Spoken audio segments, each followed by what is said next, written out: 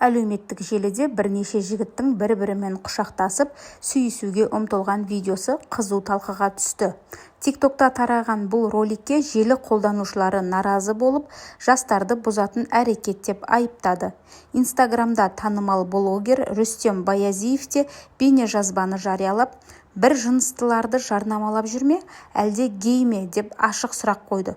Оның айтуынша, мұндай қылықтар тойға шақырылатын кейбір өнерпаздардың деңгейін айқын көрсетіп отыр. Желі қолданушылары пікірлерінде ашуға булығып, армияға жіберіп, ел қорғасын, қылықтары әйелден де өткен деген секілді сын айтты. Басқалары жастар бұған еліктеп жүр деп алаңдаушылық білдірді. Кейбіреулер мұндай бейнероликтердің қоғамда ашық жариялануы ұлттық құндылықтарға қайшы екенін айтып, ресми органдардан шара қолдануды талап етуде. Блогердің артында мыңдаған, кейде миллиондаған көрермен бар, әрі сөзі мен ісі көпшілікке әсер етеді. Сол себепті олар қоғам алдында жауапты.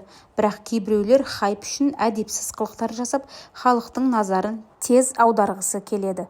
Ерсі қылықтар әсіресе жастарға теріс үлгі болуы мүмкін. Жасөспірімдер көргенін қайталайды. Егер блогер балағат сөз айтып, орынсыз әзілдесе, қоғамдық нормаларды бұзса, бұл құндылықтарға зиян тигізеді. Кейбір блогерлердің басты мақсаты танымал болу, қаралым жинау. Олар үшін этика, мәдениет, ұлттық құндылық маңызды болмай қалады. Бірақ қысқа мерзімді хайп, ұзақ мерзімді беделге зиян тигізеді. Көрермендер мұндай қылықтарды қабылдамаса, блогерлер де өзгеруге мәжбүр болады. Халықтың пікірі, сын ескертпесі маңызды фактор. Қазір көпшілік мәдениетті, сапалы контентке көбірек мән беріп жүр.